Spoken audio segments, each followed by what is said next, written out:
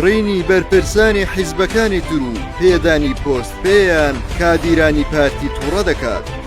هەر کاتێک بەرپرسی یەکێک لە حیزبەکان سەنگەری بەرەو پارتی بوون چۆڵ دەکات، چەندە هەواڵێکی ناخۆش دەبێت بۆ حیزبەکە، ئەوەندەش بۆ کادیرانی پارتی هەواڵێکی ناخۆش دەبێت، بەهۆی ئەوەی پێیان وایە لەسەر حیسابی ئەوان پۆست و پلا وەردەگرێت. ئەگەرچی پارتی حیزبێکی مەرکەزیە و کەمتر دەنجی ناڕازی و ڕای جیاوازی تێدا دەبیسترێت، بەڵام ماوەیەکە لە ڕێگەی سۆشیال میدیا بە ئاشکرا کادیرانی پارتی ڕەخنە لە حیزبەکەیان دەگرن کە ئەوان پەراوێز خراون، بەڵام هەر کەسێک لە دەرەوە بێت پۆستی پێدەدرێت. عەبدوڵڵای چێخوا مبارەک جێم لێ بۆ من خەی چەند چەماڵ بەرێ عەبدوڵڵا هاتێ ئەی کەروباری بەخێر بێتن یاخوا یا مەسەلەی کوردی هەیە مستەلە ئەگدەری ئەگەر مانگا خێری هەبووە بۆ خاوەنەکەی خۆی دەبوو.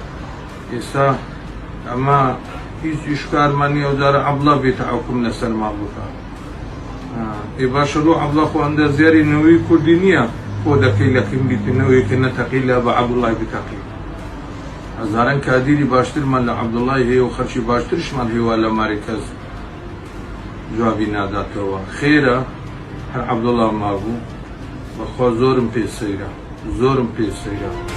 ئەمە پەیامی کادرێکی پێشکەوتووی پارتیە لە دوای بڵاوبوونەوەی هەواڵی پەیوەندیکردنی عەبدوڵڵای کوێخا مبارەک بە پارتی کە بەڕووی ڕخنە لە پەراوێزخستنی کادیرانی پارتی لەسەر حیسابی ئەوانەی سەنگەریان بۆ پارتی دەگوازنەوە. وتەیەک کە زۆر جار دەگوترێتەوە ئەگەر هەمووان پارتی بوونێک قەرزارن لە ناو کادیرانی پارتی، ئەمەشی بۆ زیاد کراوە کە هەموو کادیرێکی پارتیش کرێخان و یەک قەرزارە. هەروەها دەڵێن چەند دژایەتی پارتی بکەی، بەڵام دواتر کە بوویە پارتی هەموو دژایەتیەکەت بە خزمەت بۆ حیساب دەکرێت و پاداشتی لە بەرامبەر وەردەگری.